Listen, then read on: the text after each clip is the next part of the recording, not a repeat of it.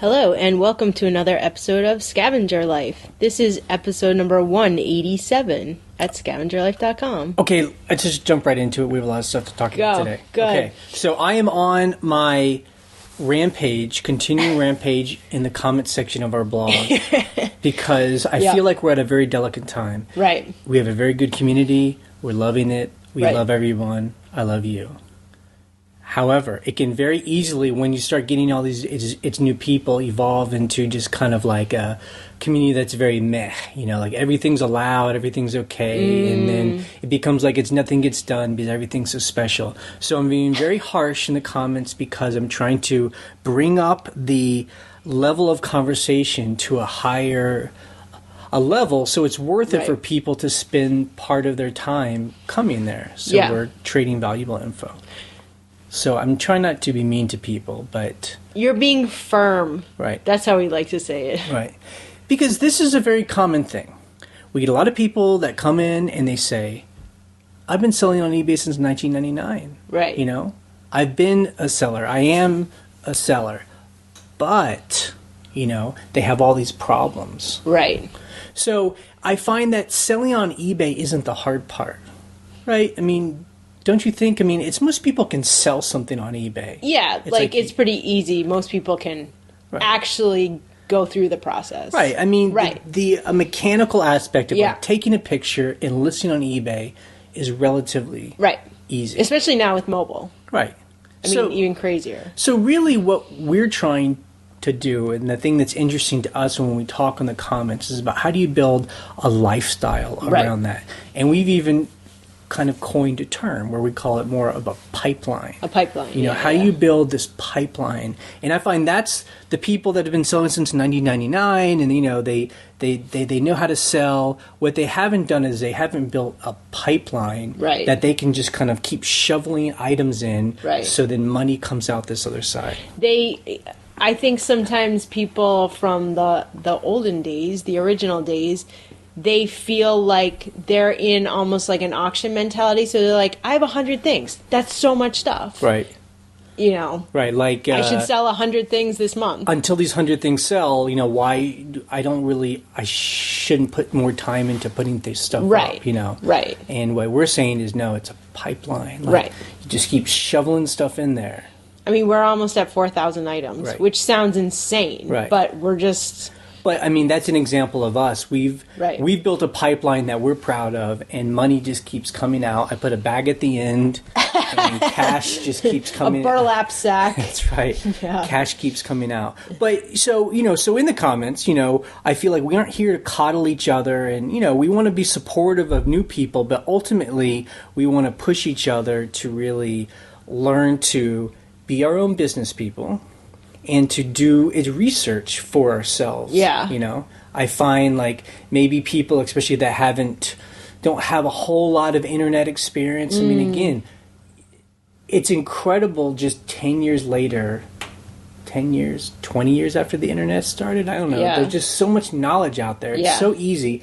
Any question you're going to ask on the forum, you could just ask in Google. First and see what you come up with. And then once an answer pops up, maybe then if you have a specific question, like, oh, okay, so that's this, but I don't quite understand this. Or I've found when I'm searching for, especially eBay questions, like, it's hard to find the proper link, and you're like, okay, this answer is not specific enough. Let's ask other people. Right.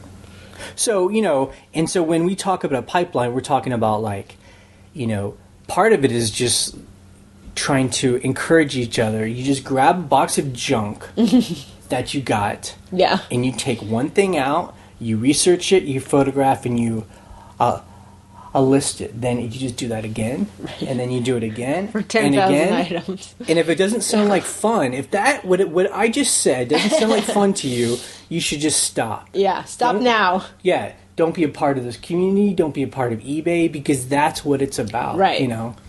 So if you're confused why you aren't making a full-time income off of this, it might be because you hate doing it.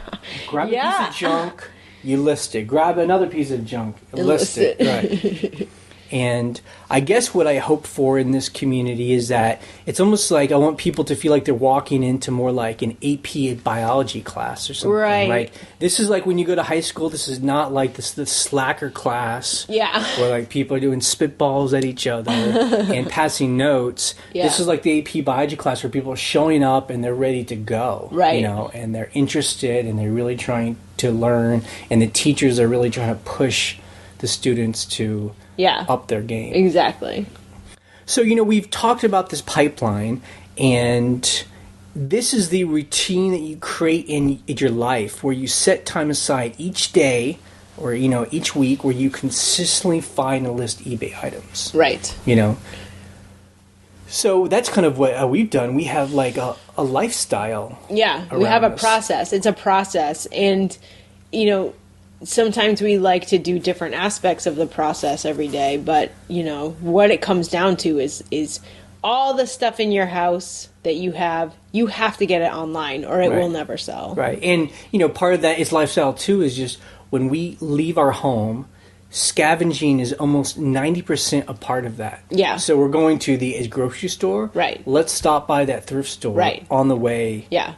And sometimes I get cranky about that, as Jay knows. I'm like, I don't want to stop. I want to do what we're doing. But usually the times when we do stop, which is all the time, you'll find something and be like, if we didn't stop, someone else would have gotten that thing. Like, you know? I'm dealing with a friend of mine right now, and maybe he's listening to this. I don't know, but you know, we chat. You know who you are. You know, he knows how to list. Like, he has beautiful. Yeah, he's an artist. Yeah, I mean, he knows about computer stuff, so none of the technology is difficult. Right, and he's sold some stuff. Yeah, his problem is the scavenging part, where sourcing. Where he's been complaining recently, like, I go to, you know, Goodwill and everything's like super expensive, like it's eBay prices, and I'm just like, but you haven't really built scavenging into your lifestyle. Yeah, because what he does is, I went to a Goodwill. There was nothing at that one Goodwill, so I'm done. It's over with, you know. And I'm like, no, man, you have to this has to be intertwined into your lifestyle where you're hitting like 30 places in a week. And he lives in Southern California in LA, and what he needs to do is when he's taking his kid for a walk, they have a little baby. You gotta find a yard sale in your neighborhood, or a estate sale, or you know, like go on Craigslist. Like I talked to him. It's just a morning. You know, it's Sunday. It's Sunday, yeah. You know, I know there are yard sales. He lives in like a whole neighborhood area. I'm just like, you gotta hit. And I always tell him, you're gonna go to 10 places, and 9 of them could be horrible. Like the most disappointing, just junk, discouraging, crap, expensive, or junky. But then you'll hit that one place that is going to have gold. It all, and you never know what that one place is. Right. So exactly. So that's part of building your pipeline. Is don't give up. Don't be like, it's over. And that's a feeling that we get when it's a slow day. We're like, that's it. It's over. Right. That feeling happens sometimes, but you just can't. You can't let that overtake you. Right. So building this pipeline is basically like working out at the gym. And I'm sure a lot of people are like, oh shit, because I don't work out at the gym, so that's a problem. Yeah. But really, it is like going to the gym where it only works if you do it consistently. Yeah. So that's another thing. You have to have time every day to list. Period. Right. Because if you don't do that, then you don't have a pipeline, you don't have an eBay business, and if you complain, then I'm crushing your head. You know? I mean, you have to be a listing, and that's the other thing about It's My Friend is that, you know, we chat a lot online. I'm like, are you a listing? Because I'm listing. You know, I'm taking pictures. Yeah. And he's like, no, I got all these other things to do. I listed on Monday, so, you know, that's good enough. Yeah. And I'm just like, I keep trying to explain to him the way he's building his lifestyle is he has a hobby eBay business. Right, it's hobby. Where he's just selling kind of some junk that he has around his house. Right. And some stuff he finds occasionally. Cool, but he for some reason thinks that this is going to become a full-time business, but it won't until he makes it a full-time business. He makes it a business. Right. You know, and so if you're a listing consistently, then Yeah. that's when you have the pipeline. That's when you go to the grocery store, see an antique lamp on the side of the road, Right. grab it, grab some milk at the grocery store, come home, and you just throw that lamp into the pipeline. Right. There Yep. it is, and then it's going to sell on the other end. Your aunt gives you a box of brass sink faucets, throw it in the Throw it pipeline. in, yep. You go to a yard sale and scavenge some old, cat eye glasses, throw it in the pipeline. Without that pipeline, then you're just a hoarder. Yeah. And that's another problem for Or people. a hobbyist. Yeah. Yeah, there's the hobbyist people that really don't scavenge very well, Right. or list a lot. Right. But then there's the hoarders where they're really good at scavenging. and it doesn't come out the other end. They're always getting Yeah. stuff, but they're never a listing, Right. so they don't really have a pipeline. Right. So, I think the other thing is, many of us, I know I had to do this. I had to unlearn a lot of stuff I learned in mindless jobs. Okay. Like when you have a job. Yeah. I don't think you've ever really had a job like this, which is really lucky. Yeah, not really. But when you work a job where basically you're being told what to do, and Right. there's really no incentive Yeah. to kind of think about doing something better, Right. or working harder than you're expected to. Yeah. I think a lot of people have kind of gotten stuck in that mindset. So when you start doing eBay, that's why I see a lot of comments where it sounds like it's coming from people like that, where they don't understand, they don't have to ask for permission, Yeah. They will get rewarded if they work harder than they're supposed to. Right. Right. Not like in your old job where it didn't matter. 'Cause, Yeah. you're just clocking in. Where people are asking questions because they feel like they aren't allowed to do something, or they don't trust their own instincts. Yeah. Yes. Yes. The way I see people ask its questions is what to do. You already know the answer. Your answer's in your question. Yeah. You're kind of just asking me, is that okay to do that? Yeah. It's it's your business. You should do it. Yeah, do it. Exactly. I think also sometimes with that situation too is there are some people who don't have a partner to bounce ideas off of. True. So that can be tough where you're like, what am I supposed to do? Is it okay to do this? Because you and I do that all the time. We're like, what do you think about this? Right. What do I do? And I think the blog is a good resource for that. But I do understand when, there's some people who are, asking questions and you're like, come on, just buck up and do it. You're wasting time by, hemming and hawing. Yeah. Look, none of us are perfect by any stretch of the imagination. Everything that we just said, we're guilty of doing all the wrong things. You know? Things like I find too. It's not just comments on our blog, but just the comments in the community of forums and stuff. There's a lot of issues with having energy to get things done. Yes. Motivation. And motivational issues, levels of depression. I get that. eBay forums, you'll see it. I deal with that about being motivated. I talked about it last week. There's all this artwork, and I'm totally unmotivated to list it. And if I didn't have you as my partner, this could waste a month of my time and me not doing anything because it's this mental block. Right, exactly. Yeah. That's why it is great to have a partner, because then you're like, what we're doing with the artwork, you're like, you got to take pictures. I can't do it. Right. But, I think the whole it's motivational thing is part of the pipeline, in the sense of, as long as you're doing something every day, as long as some part of your lifestyle in your daytime is working, is working, then you're doing okay. So you don't want to list that box of mugs. Put the mugs aside and list your plush toys. Right. Something's boring you. Yeah. Do something else. We were at this appliance repair place the other day talking to this guy, and he's built his own business. He said his family's been in their own businesses in our county since literally the 1800s.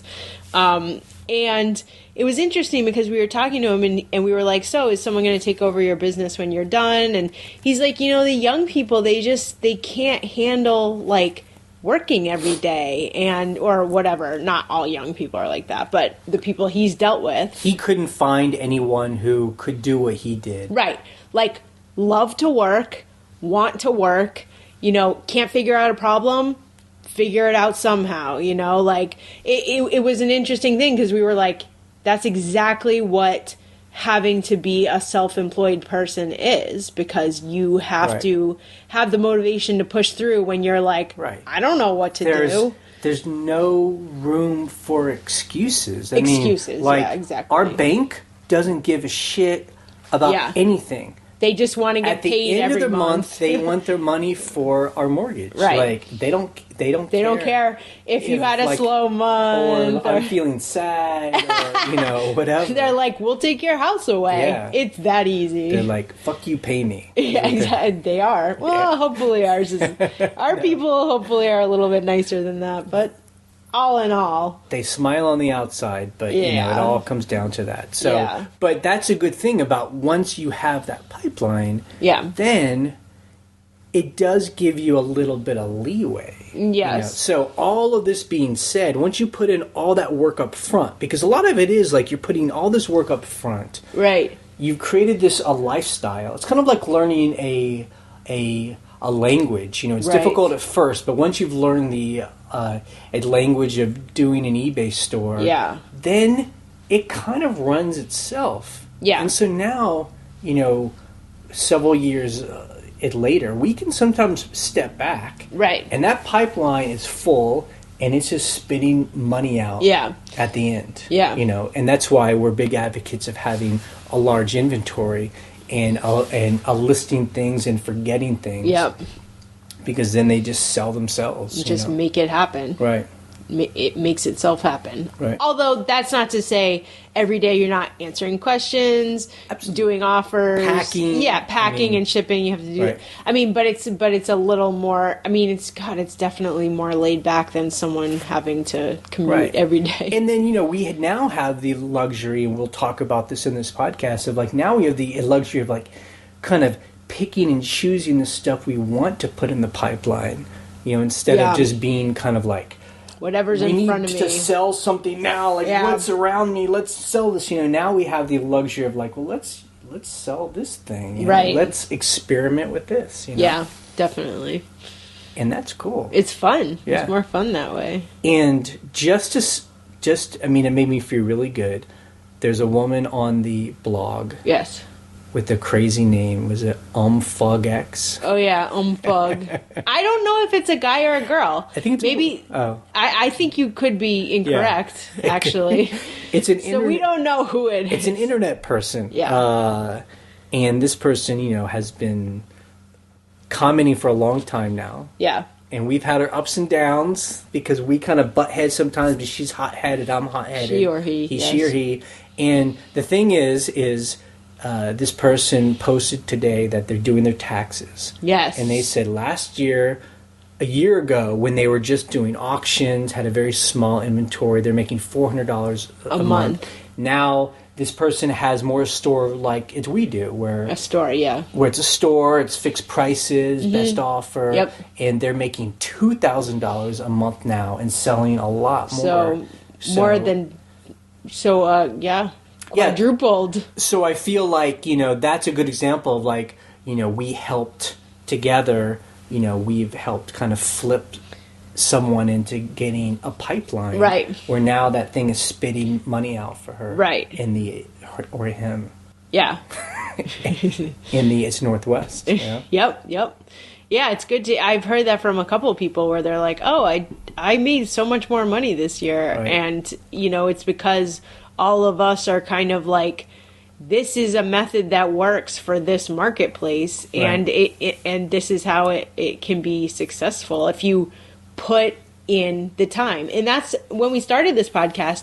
That was the whole thing. We were like, that's what we want to tell people is there's no secret. Like there's all like eBay secrets and blah blah blah. Like buy this PDF or whatever, and it's just like we were always like. But there's no secret. The secret is list a ton of stuff It's got to be stuff you care about and Right. think is interesting. And If you would gotta- buy it. And you just got to do it every day. Every day. Like- And you will make money. Like, I don't know. People talk about this 10-hour work week or the 4-hour work week or whatever. I actually just bought that book online. The 4-hour work week. Yeah, because, everyone talks about it. Yeah, It's you're like, what's the deal? I'm like, this guy doesn't work 4 hours a week. I don't He understand. probably works all the time, right? I mean, I'm sure he looks like he does very well for himself, but I'm just like, what do you do for 4 hours a week that makes you a full-time living? I don't know. I mean, so we'll see. Yeah, I don't know. Okay, so let's get to our numbers. Yes. We're going to share, as we do every week, we share the numbers of our store just so you can just kind of hear from real people who sell on eBay Really? what Yes. we actually make and what we've sold Yes. and, what kind of it's money we get every week. Okay. So, this week we sold 49 items. Yay, that's a good number. Yeah, it's a pretty good number, but let's get deeper into it because it's a little more. It's not so good. Yeah. So our total sales were about $1,400. Pretty low. I know, So- it's low. Last week we sold 55 items and we made $2,300. Yeah. So we made almost $1,000 more as last week. Jeez. So this is its difference. The average price sold this week was $28. Oh my God, that's so depressing. Last week it was 42. So I mean, we were selling a lot of items under $30. Yeah, yep. So we actually sold 22 items under $30. So Oh my I mean, God, so basically half. like half of what we sold was under $30. Yeah. And that's why we're always like, do not sell junk, do not sell stuff for $5. Try and sell stuff for over $30. Right. But even we admit, like, we have a pretty big store, and we end up just selling stuff, or we list stuff for under $30 because it just That stuff, It kinda it's winds there, up it in our sells. piles, I mean, several of those things too, and you guys will see on the video, that sold for, a lot of them are priced at $25, are pants and shirts. Right. Some shirts are $20. Right. So, which is great because $20 for a shirt that I paid Right. pennies for is fine, but, yeah, it brings your average price down. But, like, if we were to only sell stuff that was under $30, I mean, Yeah. we'd still do okay. Yeah. But we wouldn't make the kind of money we really like to make because we know by now that there's a lot of stuff out there that you can buy for $1 as well. Yeah. That will sell for $75 Right. or $50. Like today's, this week's highest item was $80 set of forks. This was all you. Well, what's funny is, and I talked about this in the video Old too. forks. These forks came in a box that you got for free at a yard sale that was shutting down. It's this used car place garage that sometimes does yard sales like randomly, just because that's what people around here do. They're like, we'll do whatever. And it was this box of junk. Like, it literally was just like kitchen junk. But the great thing about a box of kitchen junk is everybody just thinks it looks like trash. But if you dump it out, I found these 5 forks that were from the Civil War era. I didn't know what they were. I was Right. like, these just look weird. I don't know what, I don't know why they look interesting, but they're something. So I Googled, like, Google image search for, like, antique forks, and these ones started coming Right. up. I mean, people that know about forks and silverware and Yeah. stuff, it's got that specific look to it. It doesn't Yeah. look like a modern fork. It Yeah, looks more it looks like a... definitely old, like Yeah. super old. I Yeah. mean, if you Google Civil War era flatware, you'll see it. But that's all you. I would have never had even thought to price something at $80 Well, for... How many forks was it? 5. 5 forks. But the thing was that people sell nicer sets for more money than Wow. that. So I was like, this is a random assortment. There's 5 here. They're all different. But if someone wanted to like do something cool with them, someone bought them. Yeah. Someone in it's not Studio City, it's Burbank. Oh. Someone in Burbank. So I wonder if it was a television studio or something like that. So it might have been a prop. Yep. But see, so that's the thing, though. I mean, we have 3,800 things in our store, and people just chose this week to buy mainly items under $30. It just happens. This is where there's always a bit of helplessness in running an eBay store. I mean, we have no control over what people buy. People could have bought the items that we have up for $500. I wish that they did, but they didn't. Chose, and so that's the thing. We just try and have a combination of things in our pipeline, so people have, so there's like, as many search terms out there that can grab the person trying to find old forks or whatever else. Old forks. We'll talk about some of the things we sold.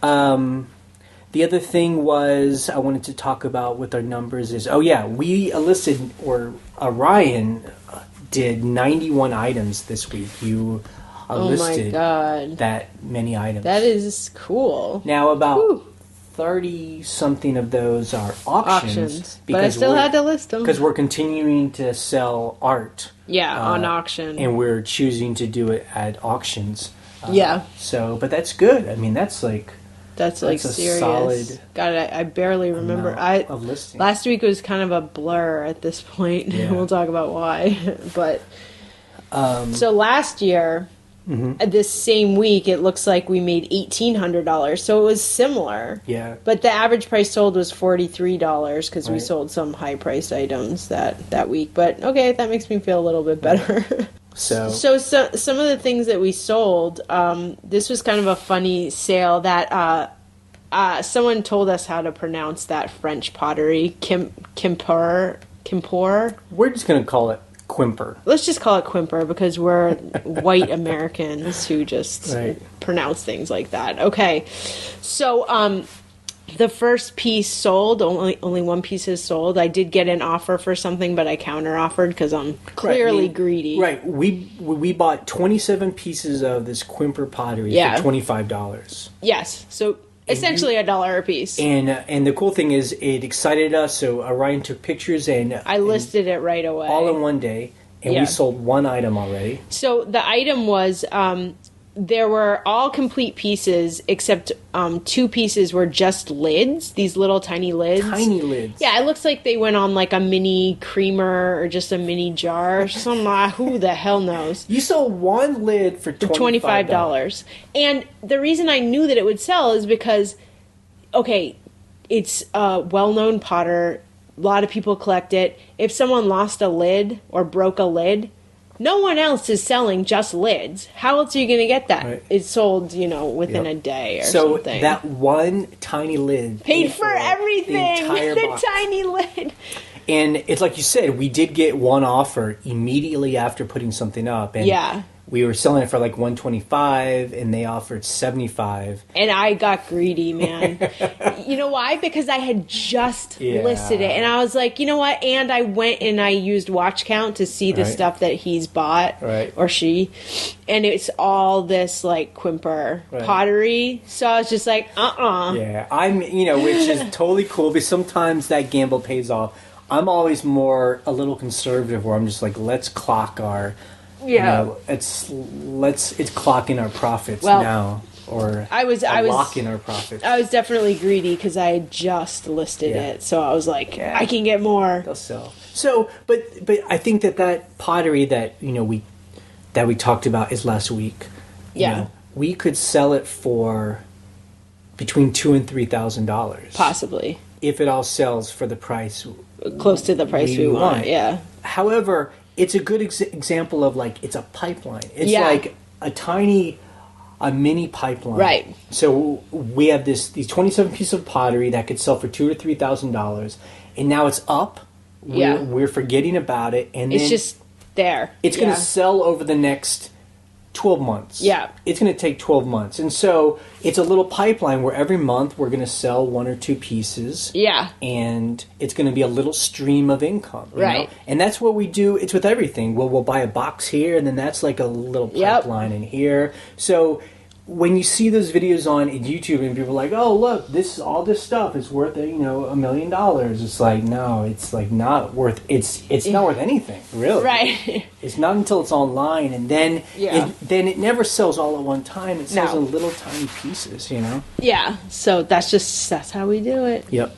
Yeah, so I mean, I'm just looking through the things we sold, and Ryan will put up a video on Wednesday that kind of shows some things. Yeah. We sold a lot of caps, a lot of like ball caps. Man, we've been selling hats. And, that's one reason why we've sold a lot of it under $30, because a lot of the ball caps we sell are like $20. $20 to $25, yeah. We buy them for less than, like a quarter a piece. Yeah, they're so cheap. And so it's just interesting because each individual one isn't a lot of money, but if we sell 5 of them in a week, that's pretty good. Yeah, if you sell 5 hats at $20 each, that's $100 worth of trucker caps. I find we sold a lot this week because they were green and it's St. Patrick's Day. St. Patrick's Day. I sold 3 green hats that had 2 of them I think had beer logos. So I was like, finally by the 3rd hat, I was like, oh yeah, St. Patrick's Day. That's why these keep selling. Right. These like green hats. Duh.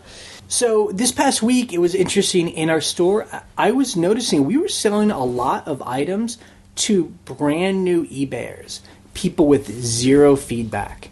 And I know for a lot of other sellers, there's always like, this person's never bought anything. Like, is this going to be a problem? I mean... Yeah, it hasn't been. I mean, a lot of the stuff we sell is buy it now, so people are joining just to buy something. But to me, that's always good news when new people are buying, because it means like there's new blood in eBay. Now, I have a feeling, now someone could correct me on this, but I was reading something where, I don't know if this is new or not, but eBay allows people to buy as a guest. Like, you don't have to sign up for an eBay account and you just pay with your credit card. Because a lot of the people with 0 feedback have these weird usernames. Like, they're not like, cool guy 175. It's just like a string of jumble of random numbers and letters, which to me means like it's computer generated. Well, that's cool. So I don't know if that's a new thing, but I've noticed it a lot in the last couple months and had never noticed it before. And something we randomly found out is last night we were just looking at what are the most popular sites on the internet, and and of course it's like Google's number 1 and Facebook is number 2. eBay is actually the 8th most popular site on the internet. So that's pretty high. I mean, top 10. So I don't know, people are always talking about how eBay's dead and eBay's gonna die, but I don't know, it still seems very popular, and I think that's a good thing, and they still have a corner on a certain kind of product on its market. So and I always agree with the people who say that, especially now that eBay has sold PayPal off, eBay should stop trying to be like Amazon and just go back to being proud of being the biggest flea market on the internet. Because really, there's Etsy. Yeah, it's cool, but Etsy's so small compared to what eBay is, and Amazon's just, it's cool too. We buy stuff off of Amazon, but Amazon's boring. eBay really still has that. You can find treasure on eBay. I mean, people come and they're buying. Like we always talk about it. The classic eBay buys. Like, my grandfather had this hat. I want that hat. Hey, it's on eBay. I'm gonna buy it. Where else would you buy that? It's really. I know people will say you can sell used items on Amazon, but eBay is it. So another thing that you'll see in our numbers is that we spent quite a bit of money on inventory. We spent over $300. So let's break that down. Because one of the things we spent on, we stopped by a thrift store and we took a gamble. Yes. We bought some commercial kitchen equipment. Yes. One is a double panini grill, and those can sell for a lot of money. The thing is absolutely filthy. It is coated in grease. Yeah, I mean, basically it's like one of these places and they buy auctions. And they bought like a clean out, and I guess they had bought a clean out of a restaurant. A restaurant, but it wasn't in very good shape. But I mean, we bought like a double oven. Yeah, it's a Jenn-Air double oven. Now, it's not exactly commercial, but it's a commercial style oven. And we brought it to there's an appliance place in town, and we were like, can you just plug this in and see if it Right. works? So it costs us $25 to have a guy test it, and he tested it, and it didn't work. So Yeah. actually, we're going to take it back and get our And money. the oven get itself credit. was 200, and Right. the other two pieces she charged us 70, so 35 each. But the other two pieces, I think we can clean them up and sell them because they do work. We are Yeah, able like, to plug them. it's in. one is like a pancake grill, or Yeah, one's like grill. a crepe maker, but the problem is the top thing where you Yeah. pull the crepes off of is completely rusted. Yeah. So I'm like, because we didn't know if it was just a Yeah. heater that you put a pan on. We were just ignorant. So this but- is an example of learning. yeah. We don't know anything about like restaurant equipment. So yeah. we just know it was a really good deal, and we were willing to take Yeah. a risk. So, like I got our truck, we loaded it up. I mean, so Yeah. so time was spent. Right. We tipped the guy that helped you bring it over to the Yeah, we went place. and had this thing tested, and Yeah. that cost some. It's money, but the good thing is that it's basically this is like paying is for school. Yeah. We came home, we wrote down all the model numbers and the names, and we were Yeah. doing its research. And so now I feel like just spending those couple hours trying We to learn about educated these ourselves. items, Yeah. I now have a much better grasp of what this kind of stuff is worth. So Right. the next time we happen to be in an auction and see equipment like that, I'll know better what questions to ask. I'll know better Yep. what brands will Right. sell for more. I mean, you know? I think we didn't even ask them if they tested the oven. We just assumed they We knew they didn't. didn't. We knew they didn't. So we were knew like, they but if this works, this oven is worth Right. almost $2,000. You know, Right, and so we're going to take it back, and we're going to ask for its credit, store credit, because Yeah. we'll spend our money at Right, their so store. we'll kind of because I know they're going to be really bummed that we're going to bring it back, but so Yeah. it's a learning process, Right. and that's how we have built our business. Is we try different things, Right, right. And again, it's like every school is expensive, and Yeah. this is just our kind of school. It'll be interesting. We gotta clean up those things. The other thing was, so we went to an old farm yesterday Yeah. to do some scavenging. Yeah, and it was weird because we were at this thrift store that we go to all the time, and the lady was like, "Do you guys want some random wood? Like, I know you guys are into like refinishing houses and stuff." And we were like, "Yeah, who's got wood? Let's go look at it." And So she gave us the number of a guy, and his father died, owned a 50-acre farm. he didn't die, actually. He's in a home in yeah. Kentucky, so just to be proper. he got moved out of the place. Yeah, he was a hoarder of like machinery, everything essentially, but farm machinery, cars. Basically, it's what you think of American Pickers. Yeah, when and you that think of show, unfortunately, has ruined everything. Yeah. Because this guy Yeah, had some cool stuff, and I was like, okay, how much? Because I just assumed that maybe he would be like, I'm just because just get it out. because he sold the farm, so he had to get everything out. He was giving me crazy prices, and we just said, okay, everything's cool, we gotta go. Yeah, we're like, cool, we'll let you know. Because I think people watch those shows and they just think everything they own is worth $1 million. I think the sad thing was, besides the wood, I started seeing cool stuff that I would have wanted to buy. Like, there's this old deli scale that's made out of like porcelain enamel. I mean, and the thing is amazing, gorgeous, perfect condition. And I was like, oh, he knows that that's worth money. Like, I know he knows it's worth money. Right. So, and there's an old gas station sign. I felt like we were in American Pickers, but I was like, he wanted $3,000 for all this random wood. Oh, this a lumber, was lumber, yeah. like heartwood pine and Cherry, walnut, yeah. things that we've used to like build our other house. Right. That it really looks. It's good. gorgeous wood, but I mean, if you're really wanting Yeah. to get rid of it, it's going to be $300 to $500. Yeah, I mean, he told me he called a wood place and had asked them, and they were giving him, how much they would charge for this stuff. And I'm like, dude, Well- it's like we're in the middle of like a junkyard, Yeah. and there are rats everywhere. Like, Yeah, and it's not the same. The thing. roof of this shed is about to fall in, and it's like raining on this Yeah. wood. But at the same time, again, that's an example of a lifestyle of having a pipeline. Right. Like, we were out. We just happened to... We heard this thing. We took advantage of it. Right. We could have gone there, and he would have been just like, give me $10 and take whatever you want. Yep. It could have been like that. Yep. It just happened. It wasn't. I've been in situations where it is like that, where they're like, this one guy, just a random story, this one guy had all this beautiful oak boards, and he was like, $10 a board. Like beams. Yeah. We've used them in so many projects, and if you sand them and poly them, they're this amazing, like, rich brown color. They look incredible. And he was like, $10 a thing. And we just filled our truck with them. And we actually went back twice because... we went back, yeah. We wanted more. Yeah. Because it was such a good deal. Like, when you get deals like that, you get spoiled. When someone's like, $3,000. I'm like, that's like more than 2 months of my mortgage. Like, dude, please. Yeah. Good luck getting rid of that.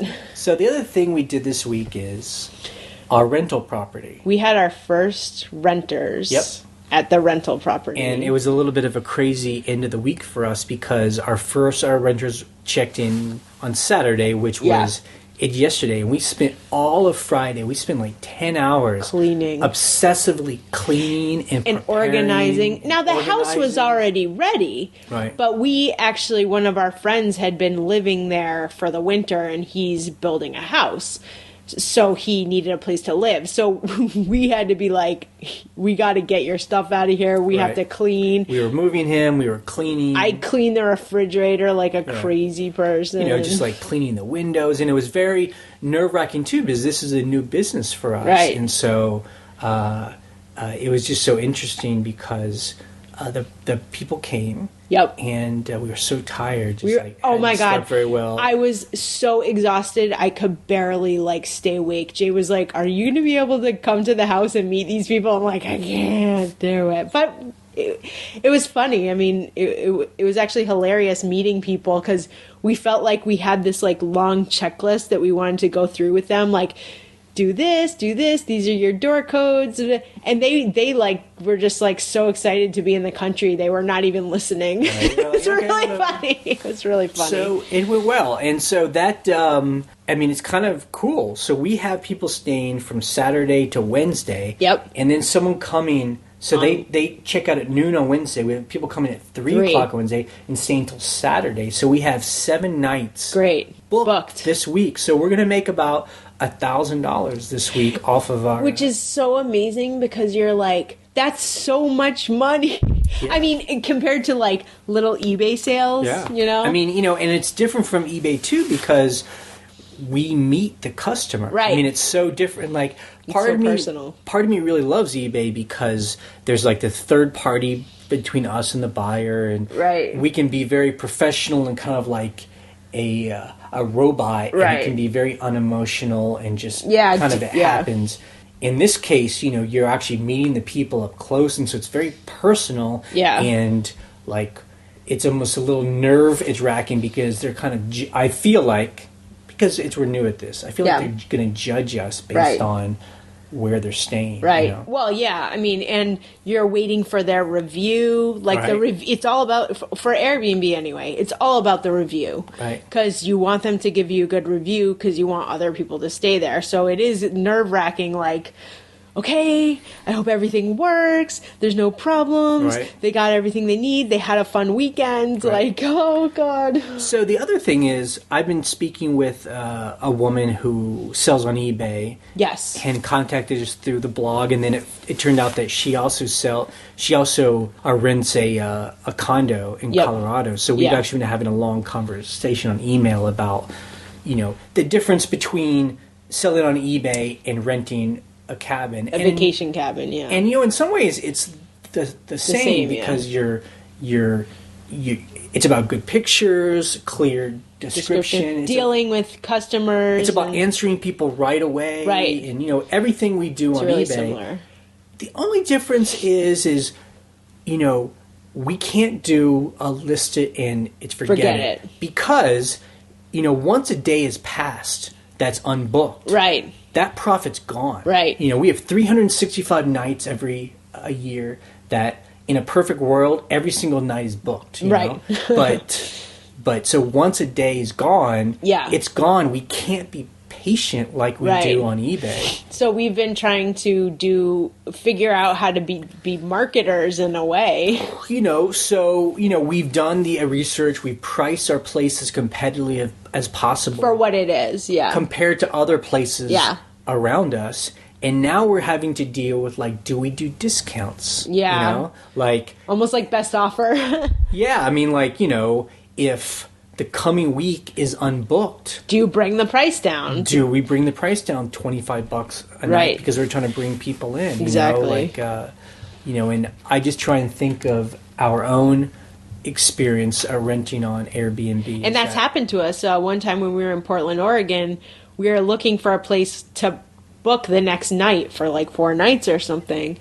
And the only reason this person's place showed up for us, at this point instead of like the week before, was she lowered her price because she was like, well, no one's booked, so I'll bring it down to... Because we have, when we travel, we have a price point of what we don't want to pay. We're pretty cheap. More than, so, I don't know. So that's something, it's just like eBay. This is a learning experience. We don't want to undervalue our place, but we also don't want to be so stingy that we don't get any bookings. Don't get enough bookings. Yeah, exactly. And, I know we're going to learn. Yeah. And we, let's see, I just got our postcards from Vistaprint that we're going to start handing out to people and, fellow people in the area just so they know about us and give to people who are renting from us. And so that's part of it.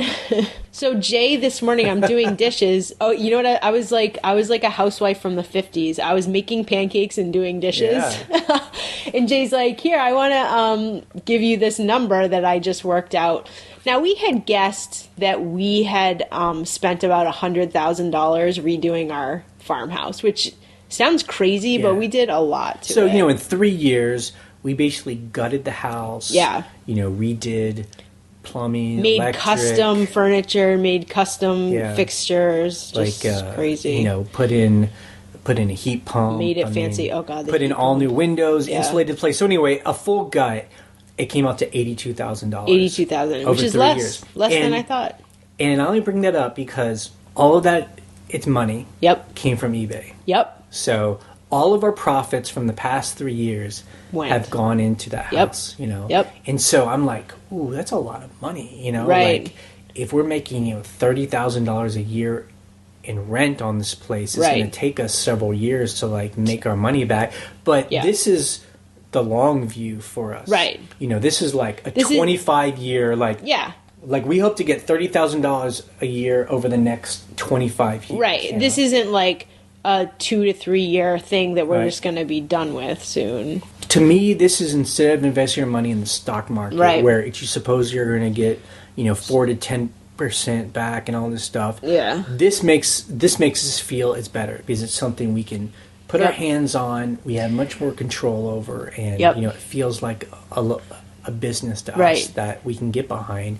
And I hope that other sellers can do similar things. Like I'd love to hear, it's cool having an eBay store, it's cool paying your own bills, but if you build the pipeline correctly, you're going to make more money than you need. Right. And then it's like, well, what do you do with that cash? Yeah. I guess you pay off debt. Right. But then where do you put the other money? And I'd love to hear how people are investing in maybe other businesses or something. Yeah, I would love to hear that. Like, if you are, like we said, some people are like, whoa, I'm making quadruple what I made last year. If this is your full-time job, I mean, how are you spending that money other than buying merchandise? Right. I would love to hear that. So, customer issues for this week. This is kind of a long list of customer issues. Yeah, so people on the blog or in the comments we're talking about, they were getting a lot of returns. It's this week, and we also were getting we've been dealing with its returns as well. And I'm not sure if why it happens in big. It's a weird wave. It seems often it comes in like big waves. Like we haven't had many its returns all a year so far. And then all of a sudden, all these people want to return stuff. I mean, just last night we were watching a movie and we were just getting these eBay messages, and 3 buyers wanted to return items. Yeah, it was so weird. One of them was overdue. It was past 30 days. So, and one was our fault. It was, he said the item was, there's something wrong.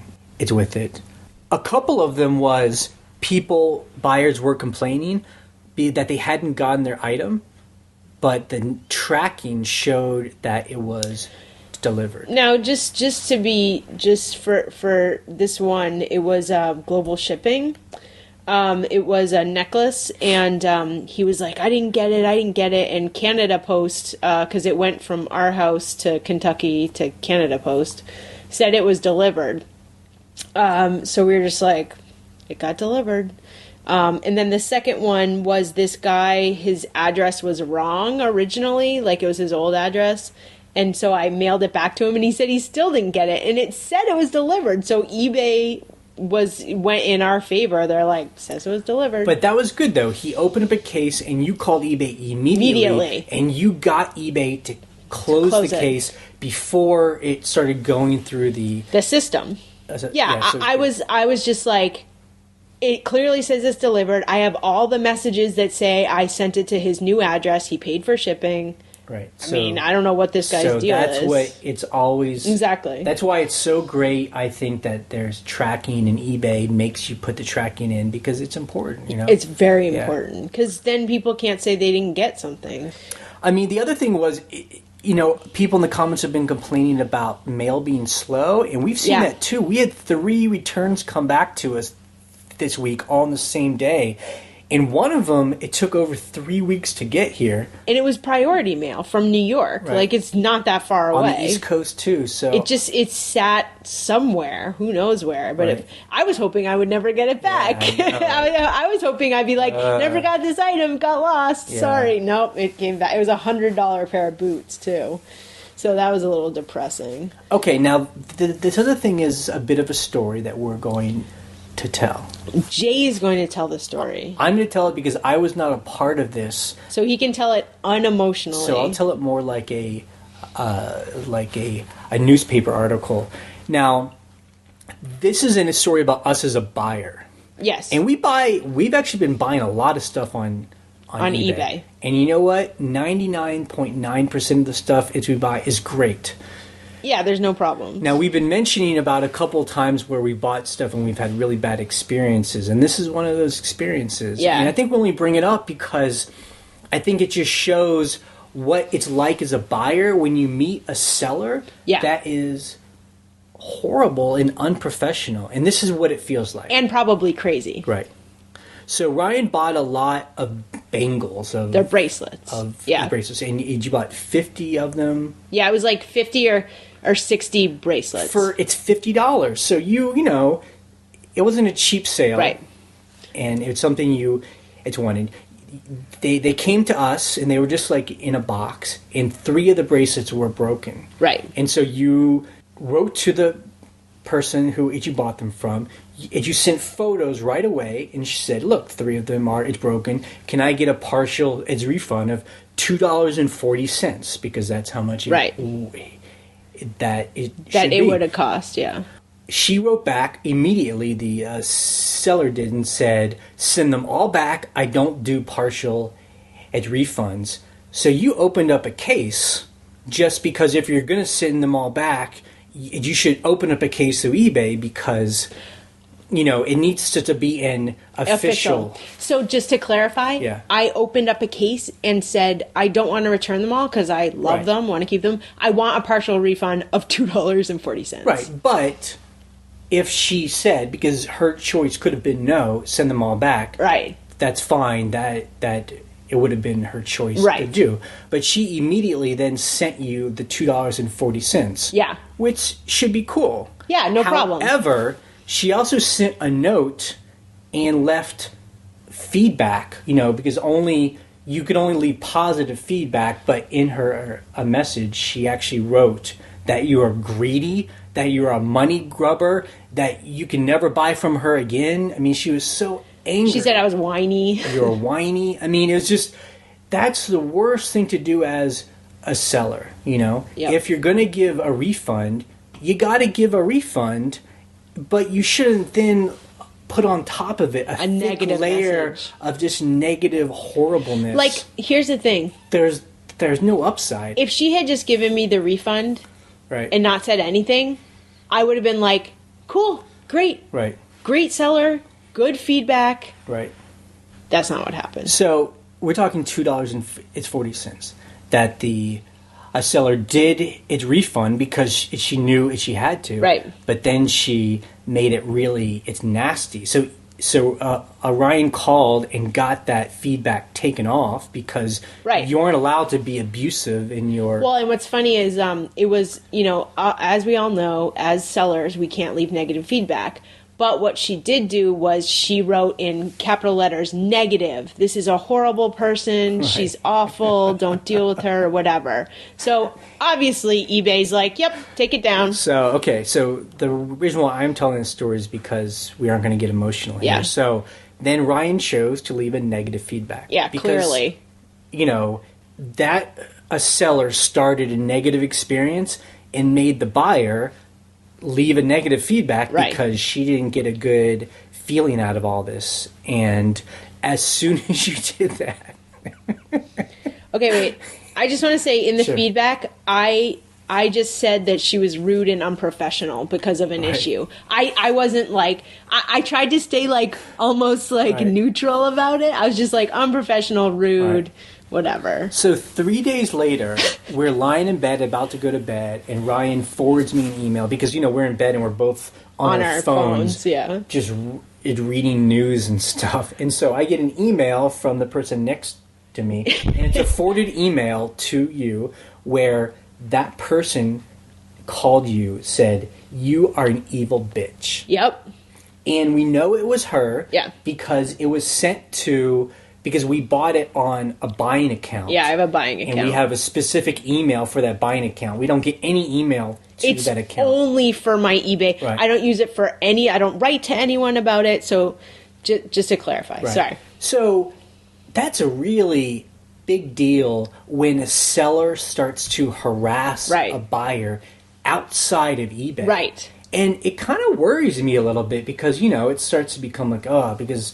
we've been on the internet for a while, involved in communities, and there can be people, they get real obsessive and just... We'll start stalking you, basically. They get really... And so I was kind of a little bit nervous because people get something in their craw. And again, this is an example of I see it in the eBay community of forums where they can't let something go. They start making hour-long videos on YouTube about how bad someone is or how bad eBay is. They can't let something go. So we're talking about all this is over $2.40. Right. So Ryan, and it's next day, and I didn't know that this was happening, but it makes sense. You know where she lives. Right. I have her return address from the box. And her name, and you called the local cops in her area. Yeah, so this is what I did. I had her return address on my box that she sent me. I requested her phone number from eBay. And I called the cops in her town. And I was like, this person's harassing me online. Right. And so it's a small town, and a detective called back and said, give me her name and I'll stop by and I'll talk to her. And he did. He talked to her on the telephone. And then he called you back, and he said that he told her she has to stop harassing her. And the seller actually told him, but she left me negative feedback on eBay. And he was like, I don't know anything about eBay. Just don't harass people. And then he told you, don't contact her. And you were like, cool. And the good thing was I had never responded to her email or her nasty message. All I did was leave her negative feedback. I was like, I'm not engaging this person at all, but I will call the fucking cops because I'm not going to have someone who's sending me emails in the middle of the night, calling me evil because I wanted a $2 refund. So, again, it's this idea of a seller who there's this need to take its revenge and retribution. Right. Instead of just giving a $2.40 refund. And forgetting about it. And just forgetting about it and moving on with your life, they have to pile on insults and anger. It's just like the so old days of angry. eBay when like people would go to war with each other. Or she could have just said, mail them all back, and I'll give you all of your his money back. Like if she didn't want to give a the partial refund, she could have done that too. Yeah. But instead, as a seller, you just need to take its responsibility and then just prosper. Yeah, I mean that's the thing. Basically, one of the reasons we're telling you this story is don't be that seller. Right. Do not let someone say, and I mean, and here's the thing. I would understand a seller being mad at me if I was like, this, these bracelets are horrible, blah, blah, blah. I was like, 3 broke. I love the rest. I want them. It's like, and plus you even took pictures of them, so it's not like you're proof. It's not like you're trying to scam her. Yeah. I mean, the thing is like, you have to take responsibility. Right. If something broke on the way to someone, you're like, and they're. I just laugh because it's just amazing. I just laugh because I guess you could have not left her negative feedback. Like you could have let it go, but ultimately it's the seller's responsibility. Right. Like once you as a seller create an atmosphere of hostility and anger, then you create emotion in the buyer. And it's inevitably going to end up bad. Because, and we all know this also as sellers, the buyer has all the power. Right. Mostly all the power. If they are being honest, this broke, I want a partial refund, eBay will side with them. Right. If you're being a crazy person, I also reported her to eBay. I was like, look at these messages she's sending me. So she got reported to eBay. So all these bad things are going to happen to you if you're letting your emotions just like take over in your messages. Yeah. I mean, it's not worth it. Yeah. So anyway, that's a little story. It's a drama. Calling the cops in a foreign, city was hilarious. Okay, so a bit of news this week. We sometimes find links and we hear about things. We don't have a whole lot of news, and that's just... Yeah. So I got an email, and probably other people did, from Bonanza, and they said you have to resync your store because they changed how they sync with eBay. I'm not sure what they did, but... I had not seen any Bonanza sales for a while, so I don't know if that's had something to do with it, but I resunk my store and then I sold something. So if you got that email or if you didn't get that email, just check in with Bonanza and resync your store. So how does that work? So all you do is you click the link and then you re-sign into eBay. You re-give them access to your eBay account to grab your store data. And it just does it on its own. I noticed that eBay has been changing their sign-in page. They changed the images. They're trying to update. I think they're updating their look, which is good. On the sign-in page, you can leave a comment about what you think, and I said I liked it because it looked a little bit more updated. And I think it's interesting too. People were talking. I guess we'll go to things we learned in the comments. People were talking about how eBay started doing that thing where even on the desktop or laptop, they hide the description where you have to actually click it before it opens up, and then when it opens up, it brings up a pop-up and shows it in a small window. Oof. So all of our info and photos were being squeezed, so you couldn't really see it. Ugh. And then so it's next to it said, "What do you think?" And we did what I hope a lot of people did. I hate this. This is horrible. It's okay if you do it on the mobile because it's a very small screen, but on a desktop you have a lot more room. There's no sense. There's no reason to hide a description. Because then, we like to put bigger photos in our description. Right. But even if you don't, you do put more, I hope, more text. Yeah. And if you hide that, then you're just encouraging buyers to buy without reading everything. And, God, buyers already do that where they're like, oh, I didn't read the description, because either they're on mobile or things like this where they just don't, they look at the top pictures, they look at the title, great, buy it. But I noticed that I only saw that for about 3 days after I put its negative comment on there. Yeah. And now I don't Maybe enough people said they didn't like it. So I don't know if they took it away for everyone or if it was just me because they saw that I didn't like it. That you didn't like it. Maybe. Well... Yeah, we'll see what happens. Another thing people were talking about was a guy talked.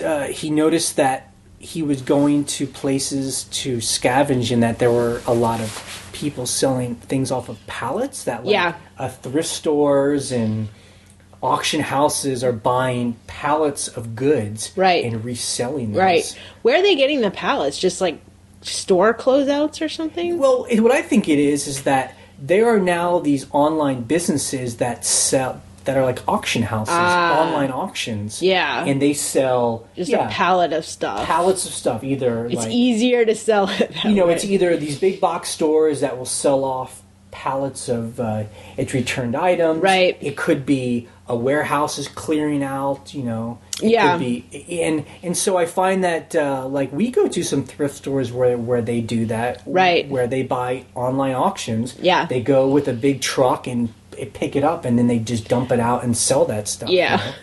So it's interesting because normally what's happened in the past is these kind of stores will go to auctions in person. And we see those people, and they buy the big boxes of stuff and take it to the store. Now, I guess they can be in their store doing business and buying stuff at the same time. Yeah, yep.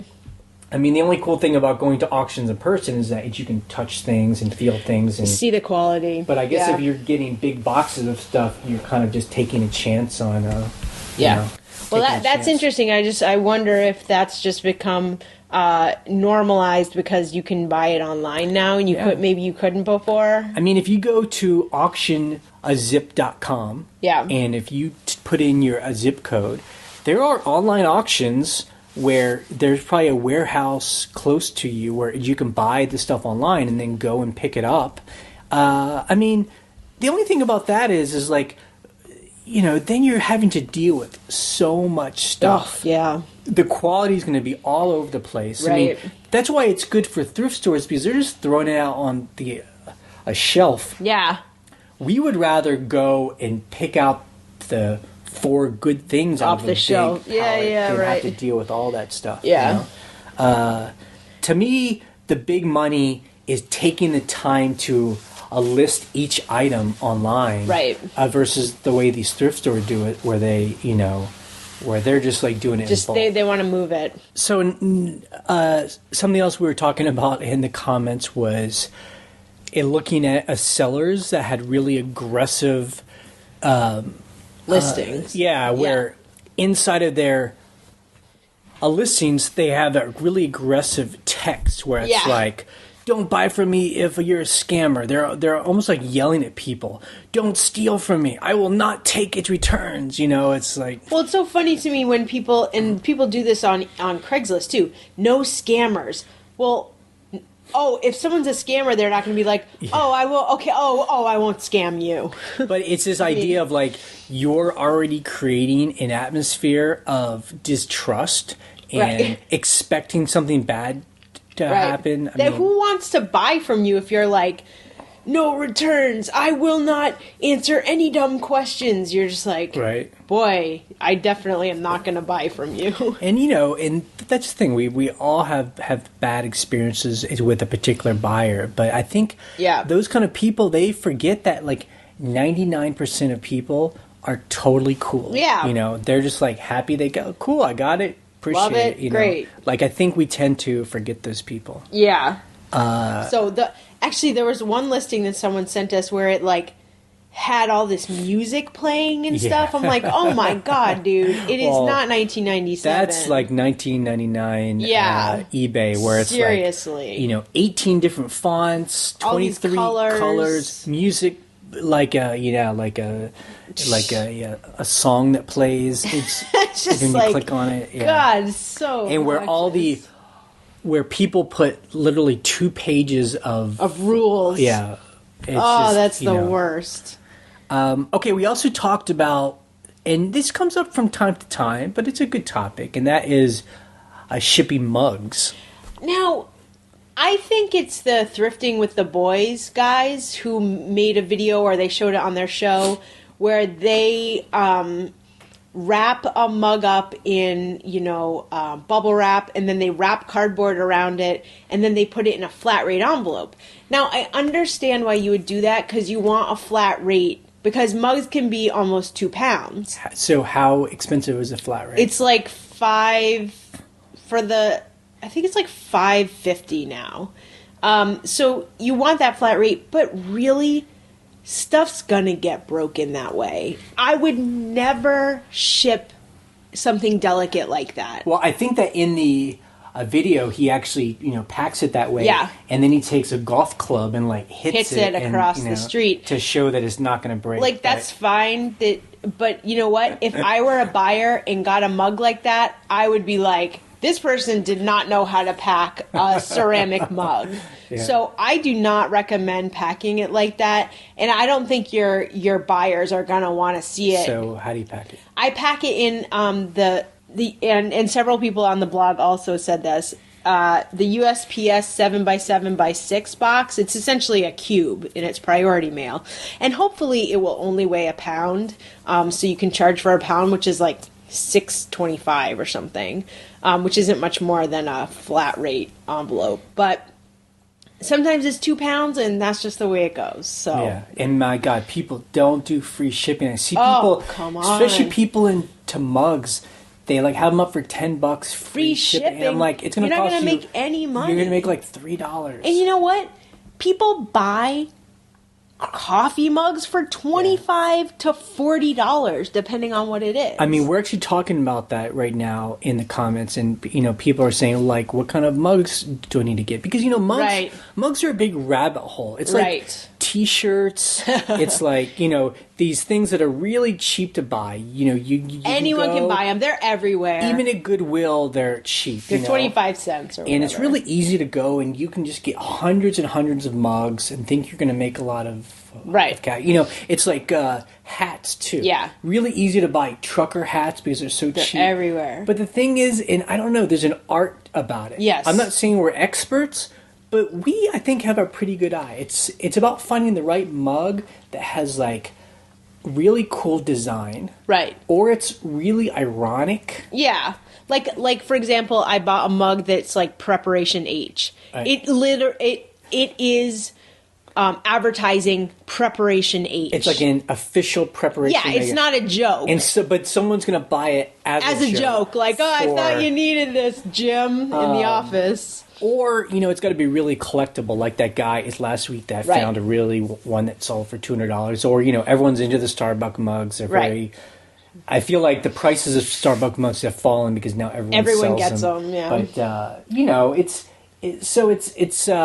it's not easy to say which ones to get because it's hard to guess. It just depends. But there is it's almost like you have to know the buyer. Like, you have to see it and think, I know who's going to buy this. Like we were saying, our thrift store has a box of mugs outside because they get so many of them that they just give them away for free. Right. I found this mug. It's the Black Dog on Martha's Vineyard, and I grew up in Massachusetts, so every preppy kid at school had a Black Dog t-shirt because everyone went to the vineyard. All these rich kids went to the vineyard for the summer. I've actually never been to Martha's Vineyard, so... Really? No, I've never been there. I've been to the Cape, but Martha's Vineyard's a separate island. Yeah. You have to take a ferry. But so I found this gorgeous mug because it's got the Black Dog logo, and it's this thick coffee mug made of pure porcelain. It's beautiful. Found it for free. Someone's totally going to buy it. I immediately picked that up. It was filthy. It was dirty. I cleaned it. And so, something like that where you're like, I know that someone collects these. And we don't like to buy any mug or sell any mug that isn't going to make us $20. Oh, yeah. We don't always get $20 for it, but that's really our price the point. goal, yeah. I see people, they're selling them for $5, $8. Oof, too low. Don't sell anything for that cheap. It's just not worth it. Yeah. The other thing was there was a really long conversation on the blog about flat rate boxes versus... Anyway, I stayed out of it because I don't ship, but it was like a total shipping nerd kind of thing. So the debate is, can you use flat rate boxes but pay by weight? Because like a medium flat rate, I think costs like 12 something. I don't know because we get the eBay discount, so I always like forget how much it costs the customer. But it's 12 something. And if it's only £1 and you're sending it to the next state over, it's going to be cheaper than that. So the debate is, can I use that box but not pay medium flat rate? Some people said yes, some people said no, some people said they do it all the time and they never get caught. Some people said I got stuff returned when I tried to do that. I actually had another seller mail me something first class, and it was in a priority flat rate envelope. And I'm like, I don't know how this got to me without me owing like $3 postage. Right. But I think that some things slip through. I think some post offices don't care. I think some post offices do care. And the problem with that is, if your post office doesn't care, but the one on the other end does, you might have a problem because they can return to sender and you owe postage, or they can owe postage to your buyer who's going to get pissed. Right. So, I mean, I'm kind of like this when I hear these conversations. I'm like, you're like, what? I'm like, look, I think some people are being real as Nazis about it. You know, they're like, these are the rules at USPS, and they're about to get shut down, and so every time you do that, you're making them lose its money and helping them go out of business. I mean, I get that. I think it can be a little bit too. I find that as long as you're going through the post office, they're making money regardless of what envelope it goes in. But the rules are the rules. I think the other side, though, I think some people abuse it so much where they think, well, all this shit's free. I can just order online. I can like insulate. It's my house with all these cardboard boxes. Right. Like, I'm getting 1,800 cardboard boxes. I'm going to build a sculpture out of. I think that's a little abusive. So,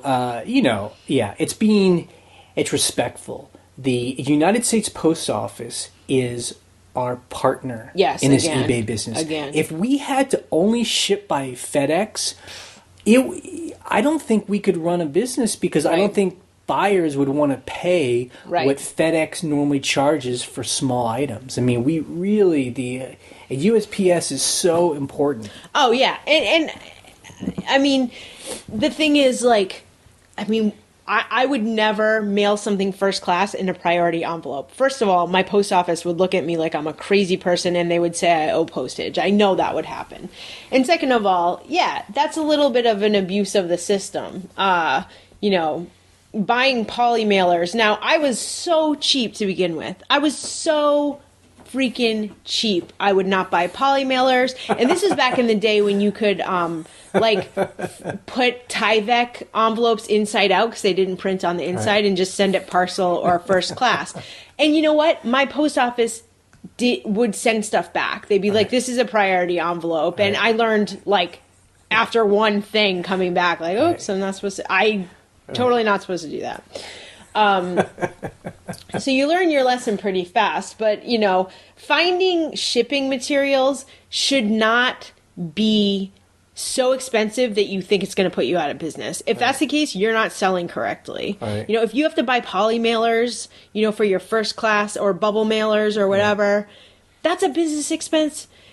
Just do it. And it seems to me like the best thing is that if you have a question, just go to your local post office and ask them, because they're the ones that are going to see all of it, your packages come through. Right. So those are the ones that you should ask what the rules are. Exactly. So our coming week is, we put a lot of energy into getting our first renters in that house. Yes. They're there as we speak. Right now, it's very weird. There are people in our house, and we keep expecting to get some text from them saying there's a problem. But so far, nothing. It's a beautiful day, and they're probably out enjoying hopefully they're out enjoying beautiful weather. But it's this weird feeling that I didn't expect.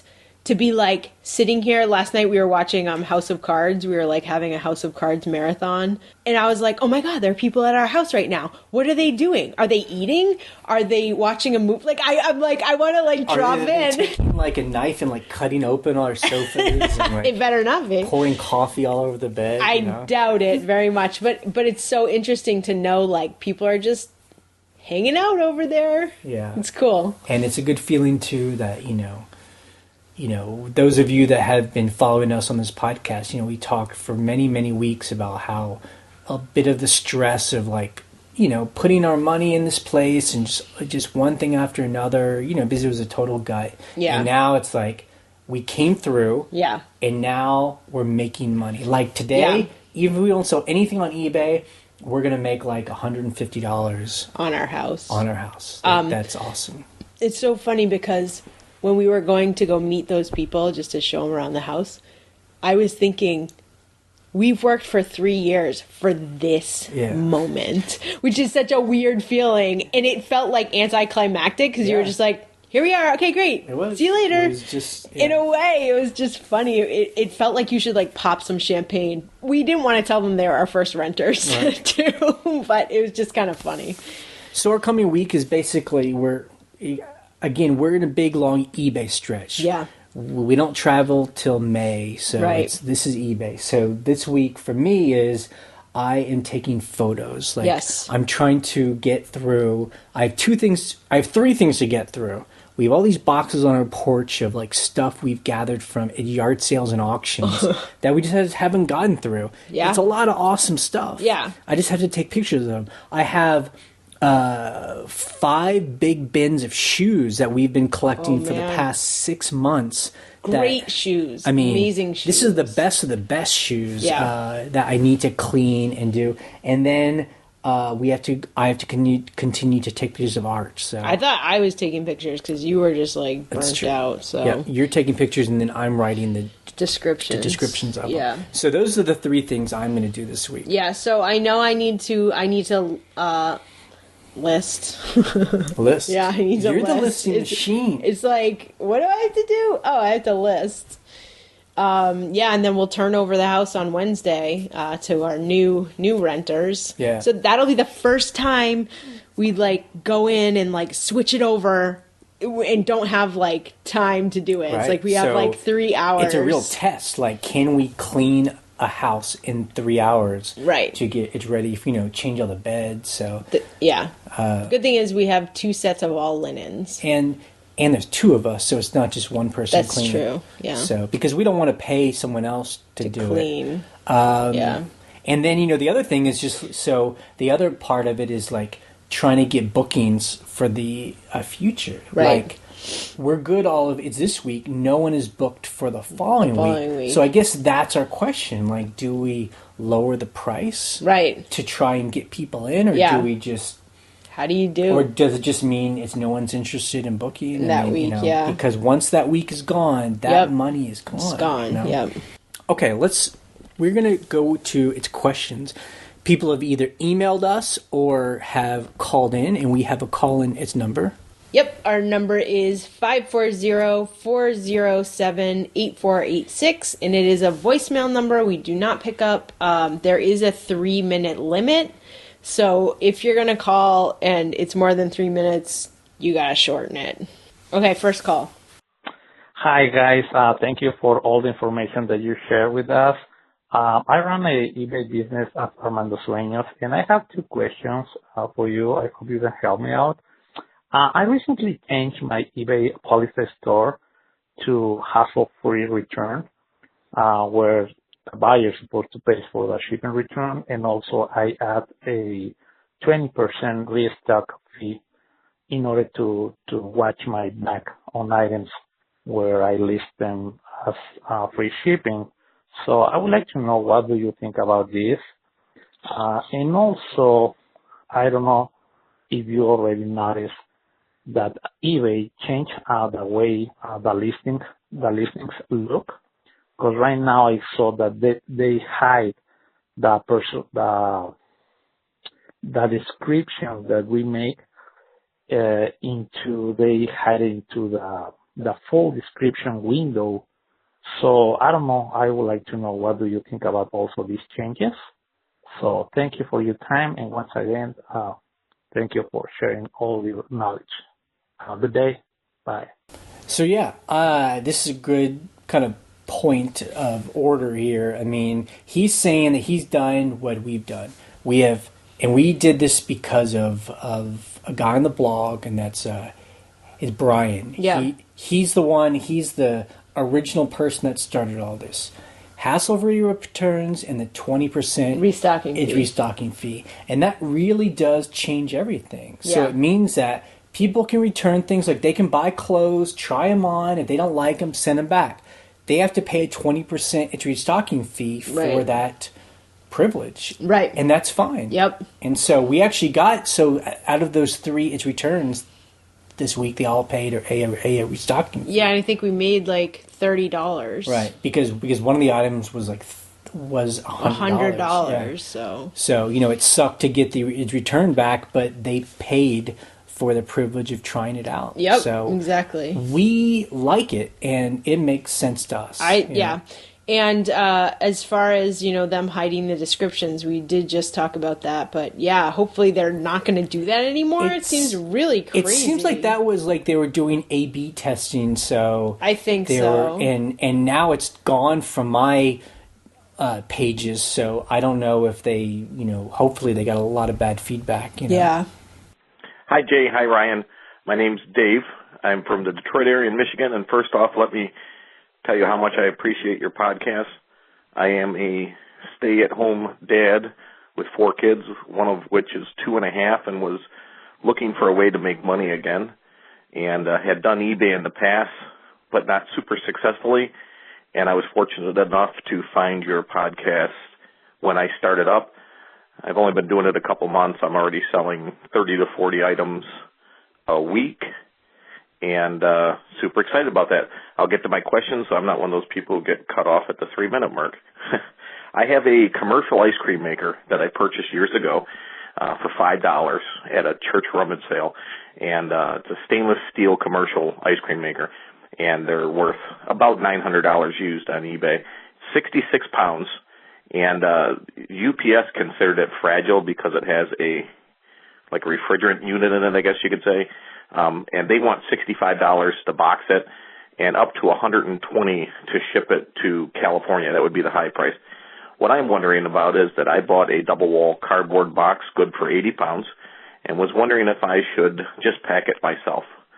I am handy, I know carpentry and all that, and was just going to take a double wall box and try to cushion it with high density foam, and because I think if I passed along $65 and as much as $120 in shipping, it would cost too much for most sellers. Let me know your thoughts. Should I pack it myself or pay them to pack it and let them have the responsibility if it breaks? Thanks again for your show. Bye. First, I want to say you should try to sell it on Craigslist or do local pickup on eBay and let someone else pay to do uship.com or whatever. That's one option. I mean, is 60 pounds too big? No, he can. I was just saying that this is the first thing you should try. You should have 2 things. You could have a flat price for shipping or local pickup. So someone in your area might want this thing. The second thing is, yes, I do think you can ship it yourself or pack it yourself. You seem to have a good idea. You have the double-walled cardboard. You really pad out the bottom and the sides and ship it. I think FedEx would be cheaper than UPS, but you can compare the prices online. I shipped an old cash register that was 60 pounds. The thing was a frickin' monster. The good thing for me was it was broken already, like the cash drawer wouldn't open, which makes me wonder now if there was a bunch of cash in it. But I did cushion it and everything like that. I think I wrapped it in a blanket and then put cardboard around it and then padded that out, double boxed it. I mean, the other thing is that you need to make sure it's going to sell for a price that makes all of this worth it. So I know that it sounds like you're just lying around the house, but before you put it online, just make sure someone's going to spend at least more than.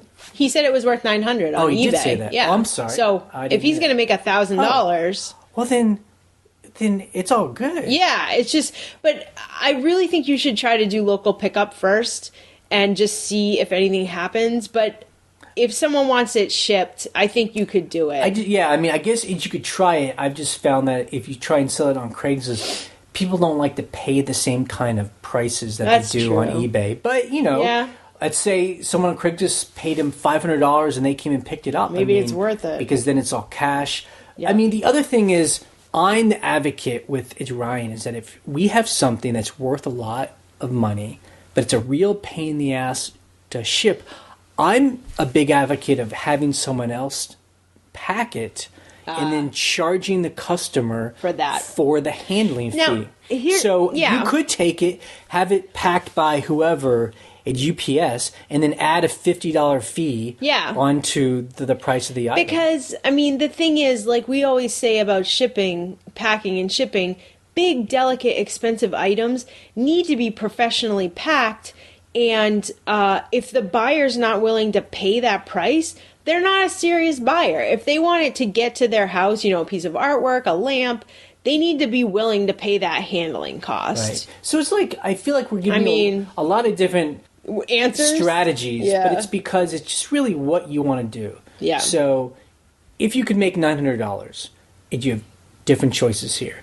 Have someone else pack it and then add a handling fee of, and don't worry about however the much fee. That is, and just only a serious buyer is going to do it. Or if you feel like it's ready to take it on, you can pack it. Yeah. I mean, I've packed weird, delicate, huge, heavy items. And the great thing is, then you just insure it. So if it breaks, then you're just cover it with insurance. You know? And each time that you pack a big item like this, you'll get better and better and better. Hopefully you won't have to pack something again like this anytime soon. But those are your options. Cool. What's next? Hey, Ryan and Jay. This is Christina from New Jersey. I'm relatively new at this. I've opened a store in December of last year, and I have a question about global shipping. I believe I have it selected for all my items, but when I do go look at my items, there are only 8 countries listed, and so far I've had no transactions that have utilized the program, although I have had some international sales. Not sure if I had global shipping on them prior to this, but I did recently go in, take all my items, and make sure that they have global shipping. So my question is, I see other sellers online have a long host list of countries, a lot more than I have the option for. So I'm not sure how to go in and fix that, and I've looked several times. So hopefully you can help. And I'd like to also say, like everyone else, I love the podcast. It's helped me out tremendously. Listened to every episode a few times already. Thanks again, and talk to you soon. Bye. So I actually have no idea why that's happening. And my advice is to call eBay and be like, why are there only 8 countries listed? What's going on with my listings? So on ours, when you turned it on, is global there shipping? A checkbox to... no, you're just like, have anything internationally shipped to through global shipping, and you put that checkbook box off, and then underneath it, I say priority to worldwide, meaning any country's not covered, it'll just go priority. Right. Is there a way to, its default is it ships global shipping to every single place where they do global shipping. Okay. Yeah, I think that's, so I'm wondering with her, like where she sees where those 8 countries are. It seems like when she looks at her listing, it's only like 8 countries listed. I think that there is a more global setting for your store where maybe you've checked off you'll only ship to like countries in Europe and Australia, and not like to countries in Africa or whatever. That might be checked off somewhere, like you did it a long time ago and you don't remember, but really like you're getting so specific that you need to talk to someone at eBay and be like, what's going on someone with that can look into at your actual store and can then send you to the actual pages that because I can't see what you're seeing, but I'm sure you can figure it out. That's good for this person who's new, that she's willing to ship overseas. A lot of new people, they're like, I don't want to ship anywhere outside of America. But that's why the global shipping program is great, because you only ship to America and then they take care of the rest. I love it. Yeah. So we got one email this week. It's not really a question. It's more of like a comment/story that I just thought was interesting. We got an email from a couple in Florida and they were just thanking us for the podcast, and the guy actually wrote the email, and he says that my wife started selling on eBay a little over a year ago to supplement our income, and she brought him kicking and screaming into his process. He says, I was a white-collar worker throughout my career of 40 years, and I found myself without a job after relocating to Central Florida to be near our grandkids. Mm-hmm. So he said he was unable to find work for 2 years, and he says there's nothing wrong with me. He just couldn't find a job. He says now both him and his wife work diligently at our eBay store together every day, and they love the partnership and the freedom it brings. And he just says thanks for kind of talking about having that lifestyle. And then he challenged us. He says, I'm looking forward to the day when we can compete head-to-head with your numbers. Keep looking over your shoulders. Whoa. I checked out his store, and they actually have like over 1,000 things in their store. Wow, so that's a good amount. I mean, that's a good example of, especially if you have a partner, I mean, it's within 6 months or a year, you can have 1,000 things at your store. I mean, if you can ship 100 things a week, I mean, I mean, it's pretty easy to kind of ramp up at your store. And we always say, 500 items, 1,000 items, like that's when it's a full-time store. Yeah, exactly. So I just love that story because it's what I always say, and I struggled with this too, especially being a man. Yes, we have a certain image of ourselves of who we are, and it's about being a professional or having some kind of career, or our job is very much an identity, and it's sometimes difficult to think like your identity could be I'm a scavenger and I sell things on eBay. But it's great. He's come through the other side where he's like, this is the best. Screw being a professional white collar worker. Like I'm like have this freedom with me and my wife. I mean, this is a great life, It is a great life. I agree. Hi, this is Nikki, the poplar picker. I listen to your show all the time. I do enjoy it. And I wanted to just let you know that the longer podcast, I think I've said it before, is I really like the longer podcasts because I like to listen to it while I work and stuff. Also, I'm an advanced seller, so I know better than this, but I bought this a whole lot of stuff at an auction and got this plate. It was a daisy, Tui design or something like that, and it was a daisy pattern. Anyways, I listed it and I researched it. I probably didn't do my due diligence enough, but anyways, I sold it like in a couple of hours for like $30. And after I did some more research, I guess I should have listed it more for like $50 or $60. So I just wanted to let you know that, you guys are right about, doing your due diligence. And I know better than that, but I just thought, who's going to pay me, 50 or $60 for this plate, right? I just wanted to let you know that, you guys are right. You should research, and don't be afraid to put the higher price on your stuff. You can always lower it. So keep up the good work, guys. I enjoy your show. A lot of people do enjoy your show. So thanks for what you do, and take care. So I think that's a great story. I mean, there's really no question in there, but it's a good example of someone admitting the fact that, there's really no excuse. I mean, we've done this too. It's not something that, we're immune to, but, there's no excuse not to do its research. I mean, if you're sitting there listing it, you need to go search for that thing, take 5, 10, 15 minutes, because you're going to make double your money on that item.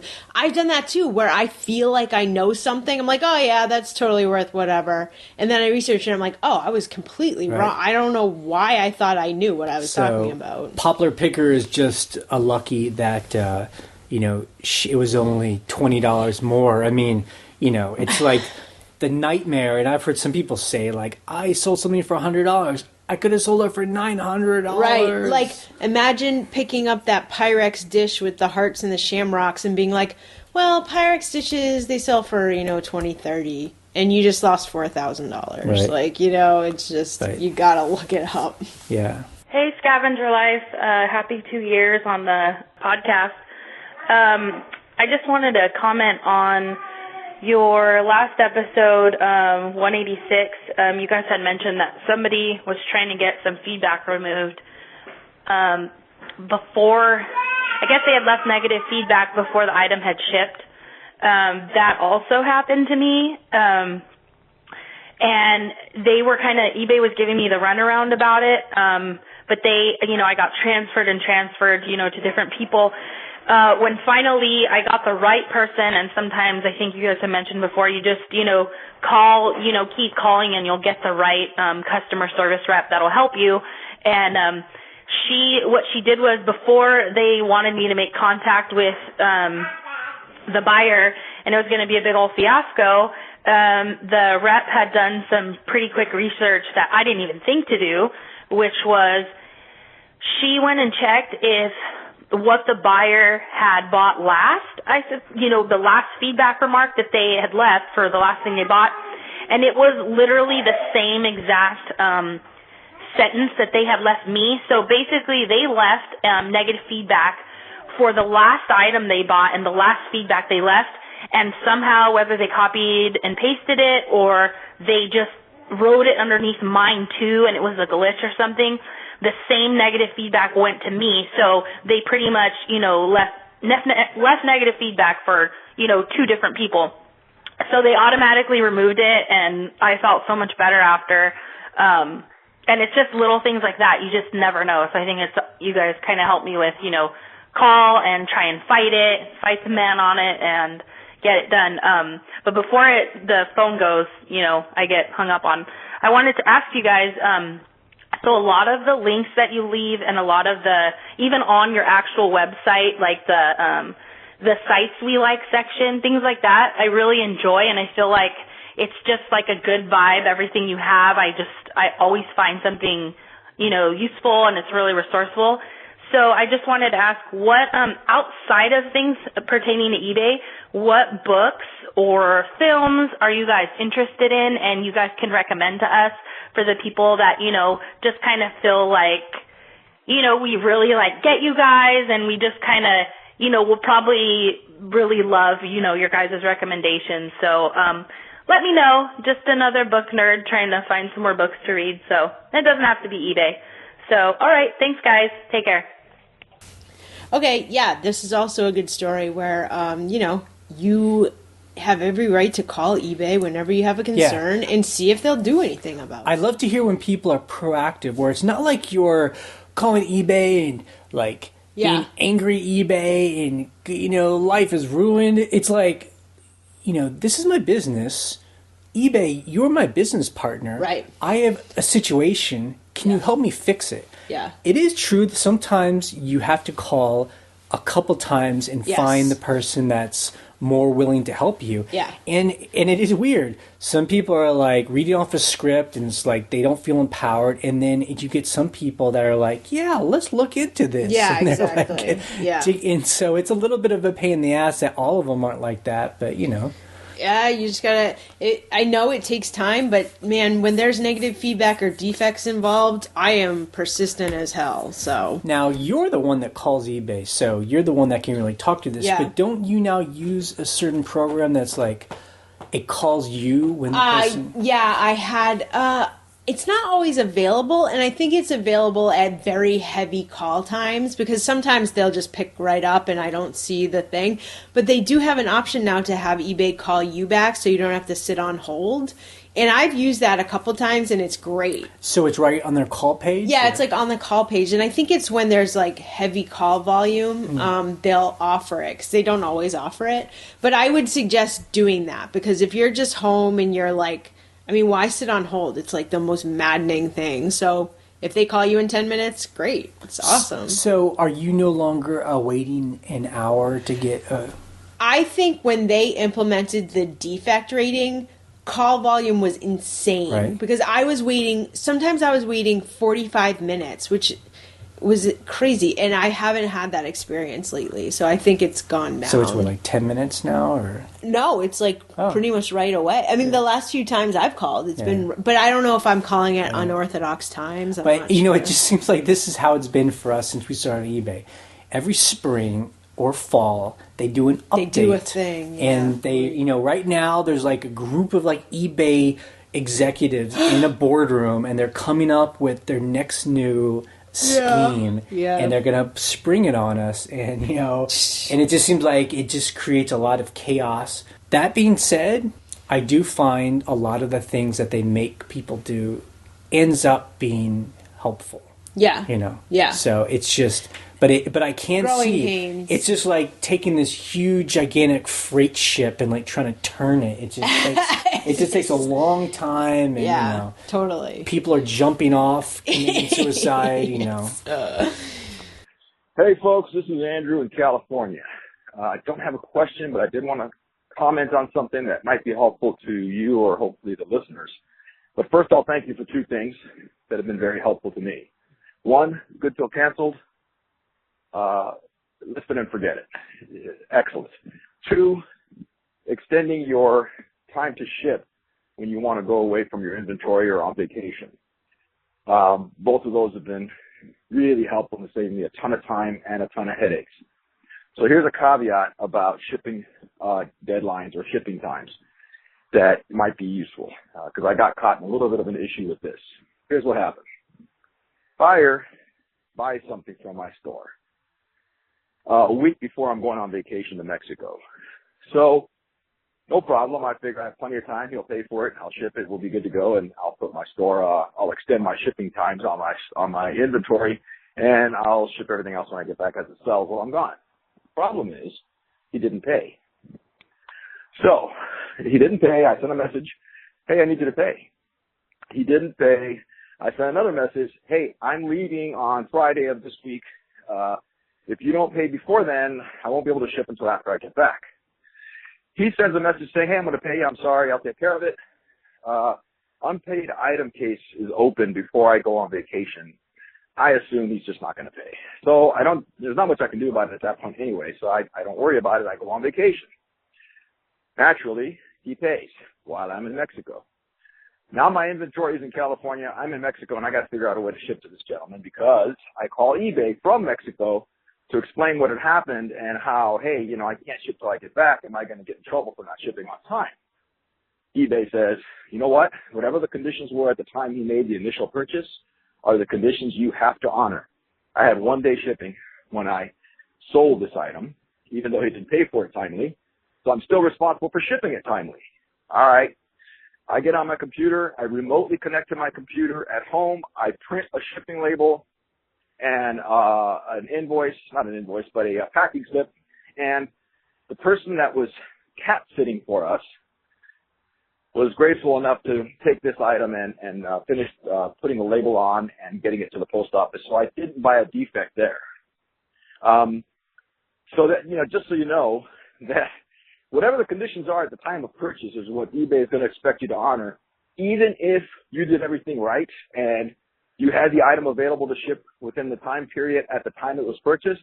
If you take off on vacation and extend your shipping dates for all the rest of your inventory, anything that has been sold has to be shipped within the time that you agreed to in the original listing at the time that it was sold. So it really shouldn't be this complicated. So you just have to think of how it should work.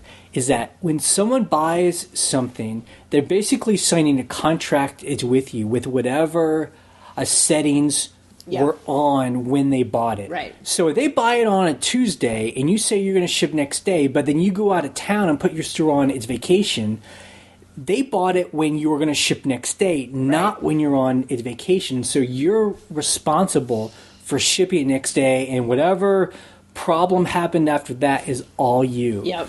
Unfortunately. But so yes. What we do is that we try to time putting it on vacation when we know we can still ship. So if we're leaving like on Wednesday, we'll put our vacation like on Tuesday morning or something. Right. So that way if someone buys on Tuesday, we're already on vacation. So that way we know we get everything shipped out before we leave. I think the issue though with his was someone bought like the week before, and yes, that is an issue. And what I do is if someone's not paying, I mean, I will upfront from like quite a few days before, say, look, I'm going out of town for X number of days. Right. If I can't, get a payment from you, I cannot ship after this, and you'll just have to wait. And I'm the one that has to take the hit on the shipping. But right. So if that were to happen, then we would just write and be like, if you didn't pay when we were still at home, we're gone for 2 weeks. Right. I can either give you its money back, or you just wait. And it's only one item. I mean, that shouldn't kill your shipping time unless you don't sell anything. Yeah. So, but I understand that conundrum, definitely. I mean, those of us that choose to keep our stores open all the time and use the changing of handling times and vacation, I mean, it just means that there's a little more you're having to handle these things. Yeah. I think it's better than just shutting your store down and we just make away. too much money to shut it down. Yeah. I mean, 7 days a week, 24/7, 365 days a year. Hi, Jay and Ryan. My name is Frank. I'm in Michigan. I've been selling on eBay just for a couple months. I got 30 items listed. I sell about one every 2 weeks. Getting the hang of it. But my question is for the folders. You do folders for each item. Do you put all your emails in that folder and a picture of the item? And you must have millions of folders. Or when do you get rid of them and that kind of thing? And how does the folder system work? That's my question. Keep up the podcast. I drive an hour to work, which I'd like to get rid of. So keep up the work. All right. Thanks, guys. Bye. Okay. So just to be clear, I don't know if this is clear. When we say folders, we mean folders on our computer, like a digital folder. Not like... that takes up no space. Not like paper folders in a filing cabinet. Yeah, it's like, okay, next week when Jay starts his photographing process, it's, folder number 720. Okay, inside that folder, there's 10 folders with each item has its own folder, and I put, when I'm editing the photos, I put, this, tea kettle, this cup, this piece of artwork, they each go in their own folder. So, each folder has like 5 pictures in it, And, that sounds like a lot of data over 5 years of eBay, and I have kept every photo. I have like this massive it's called a RAID drive.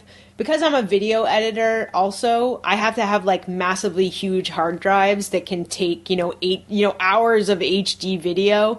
So I just archive them on that drive when I'm done with them. So, but so we've been selling since 2008. We're up at folder 700, like 700 right now. So and each of those folders have like 20 to 40 to 50 items. Yeah. So I mean, it's not infinite, and and really, storage is so cheap. Digital storage these days, like you can buy a terabyte drive for like $50. I mean, my RAID drive has like 8 terabytes. Right. And that's small these days. I should like be upgrading my size, but I'm just like, that works for me. So really it's just more about if you're an organized person. And it's Ryan's talked about this, it's before. This is a system that you would use on a FTP drive. An FTP drive. So I developed my system because that's how you do FTP for websites. Right. You have your images folder, and each page has their own folder with the images in it. Like, that's just how... I mean, I can imagine if you're coming from this of just like, you're just like a regular dude, and you know how to get on the internet and, get on Facebook. There's some technical stuff like you're like, wait, I have to like organize digital files, and like I have to maintain like a server to with all my photos. I don't know. It's just if storing that data is important to you, then the answer is yes. I guess I could see another way of just like you're just taking photos on your phone. And they're temporary. You upload them all to eBay. Yep. When the item sells, eBay erases that data. Right. I mean, why do you? I don't know. I mean, no. I think for me too, it's partly because we are kind of digital archivists anyway. So I'm just like, I'm not gonna throw away this like history of my life, And sometimes you will need the photos again, where something comes back after a long time, you know, it got lost in the mail and it comes back to you and you're like, well, I'm relisting this. But then the something. worst thing that happens is you just take the photos over again and do it. So just, really, I mean, none of the stuff... I'm unusual in that sense. The thing is, Ryan was able to do this because it was natural for her to do it. So it wasn't complicated. So don't do it like us just because we do it this way. Do what makes sense for you. Yeah, you know? Definitely. I heard on your last show about offering a guy a partial refund or a full refund. If he did accept a partial refund, what percent of partial refund do you give to people? Is it half off, or do you give them just 25% off? Or I was just wondering that. Thank you. Okay, partial refunds. Right. So this is my job. My job is handling customers after they've bought something, and if they're unhappy, I'm the diplomat of the family. Yes, because I get to flustered. So it really depends on like what the person's complaining about. Like if they buy a sweater and it's like a little tiny pinhole, you know, there are some people that complain about that, and so I'll be like, I'll give you 10% off. If someone writes to us and there's a pretty significant problem, right? I'll say, well, why don't you take like 25% off or even 50% off? You know, it really depends on like how bad I don't want it back. Right. You know, like the sweater that has a pinhole, I could take it back from him and I could resell it without any problem. Right. If it's something significant, I want him to keep it, and so I'm like, I'll give you a hefty discount, you know, and I'm glad. Like the lady who's like, there's all these holes, you didn't disclose them. This is someone who's pissed. You're like, full refund, no questions asked in the next 5 minutes. I mean, let's be real clear. Anytime I offer a partial refund, at the same time, I give them a choice. You can have an immediate 10% discount right now, or send the whole thing back and you'll get a full refund, including the shipping. Shipping, and that's if we've done something wrong, you know. So it's always good to give people a choice. Sometimes I think I hear when people are talking about partial refunds, it sounds like that's the only thing they're offering them, and that will often make buyers angry because they feel like they're kind of being bullied, you know. In what way? What do you mean that's the only thing they're offering them? I mean, no, they don't have options. Like if someone's writing to you and saying like, this sweater has a hole in it, they're not asking for a partial refund. They're asking like, there's a hole, like there's something wrong here. Right. And when you're like, well, I'll just give you a partial refund, they're like, but I don't want that. You know? Like this is not disclosed. I find like the option's good because they can be like, oh, yeah, I don't want to send it back just because there's a pain in the ass. I'll take, whatever, $10 back. Right. So. It's all about options. Options. Hi, Scavengers. I listen to every one of your podcasts, and you guys are the best. I sold hundreds of dollars of eBay items due to your great advice and strategy. But I was out scavenging a couple months ago, and I saw this huge box, like 2 by 2 feet long and wide, of vintage baseball cards for $10. I got all excited and bought it. But it's been sitting there 2 months, and now I realize I don't even begin to know how to start selling these cards on eBay. I don't really like baseball. I don't really like baseball cards, and unfortunately, I can't imagine slogging my way through this box, researching, sorting, categorizing these hundreds of cards. But something tells me there may be some really valuable cards in there and some money to be made. Help! What should I do with these baseball cards? Thanks in advance for any advice you can offer, and keep up the great work with your podcast. Bye. This is a good comment question because we've had the same issue. We were at a thrift store like a year ago, and I found 2 big binders of baseball cards, and they were all in these sleeves. It was obviously owned by like a young kid because it had like young kids scrawl on the front. Writing. I got them for basically it's nothing, and I came home and actually started doing it's research. There are like baseball card sites, and I started putting in like individual names. And, some of the cards were worth like $1. Some of the cards seem to be worth $7. I'm like, this is amazing. Yeah, right. I don't really care about this stuff. I want to move it. So let me just put the whole thing on auction. We started at 99 cents. Nobody bought it. It put it on auction again. Nobody bought it. We took it off auction. Put it on Buy It Now. We put it on Buy It Now for I think like $60. Nobody one bought it. We put it on Buy It Now for like $9. No one bought it. So the store I got it from, I don't think I paid anything for it. It might have even just been sitting outside in their free pile, and we gave it back to them. We were like, donate. And here's the thing. There are probably people hearing this that know all about sports cards and collecting, and they would know the right answer. I think for us, the answer is we don't know anything about like baseball cards. We don't want to know anything about baseball cards. Maybe because they weren't sealed, like they were in sleeves, but they weren't really sealed. Maybe that brings the price down. Maybe even though I went on this site and they were telling me some baseball card cost $7, I don't know. Maybe that's not really true. Right. So, you're like, will someone buy this for $7? Yeah. So anyway, but ultimately I don't care enough to really find the answer. So I was only willing to put in a certain amount of time and then just forget about it. Now, the one thing you can do is if you're like, these might be worth a lot, take a bunch of pictures, put it on auction, see what happens. Yeah. Or if you don't care about it, you should just give them away. I mean, it's such a crazy... Well, the other thing is, and I was tempted to do this, but again, we just didn't.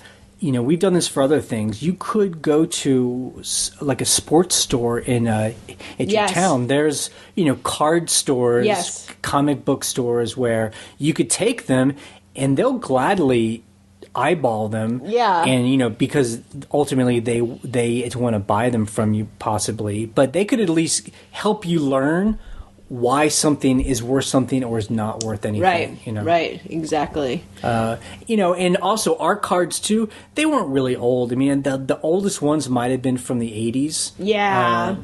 They definitely were. When she says vintage, I don't know if she means 70s, 80s, type thing. But I mean, when she said that originally, I was thinking, 50s, 60s. Now those I would hold on to and research, but not like more contemporary ones from like when we were little. I was just surprised that some guy didn't just buy them for $9 just to take a chance in case there was like a Babe Ruth in there. But, just God, people didn't even care about that. Yeah. So. Okay, so that's the end of our podcast this week, and we thank you for being with us. Don't forget, we put this out every Sunday night, Monday morning. We do normally a video on Wednesday showing the things we sold, and then I haven't really had someone to interview. I have a couple of... It's hard to get sellers to do interviews with because either the sellers are like really... markety and they're really aggressive trying to get me to interview them and they aren't interesting, or the ones I really want to interview like just are busy or just like are shy and they don't want to talk to me. So I have some people I'm trying to go after that I'm excited about, but I haven't been able to line up any interviews yet. So we're working on that. And if you have any questions, please call us on our line. Our number is 540-407-8486. Hey, I memorized it. Yeah. Finally. And then here are some more. It's numbers. We're ending in 3, 2, 1. Bye.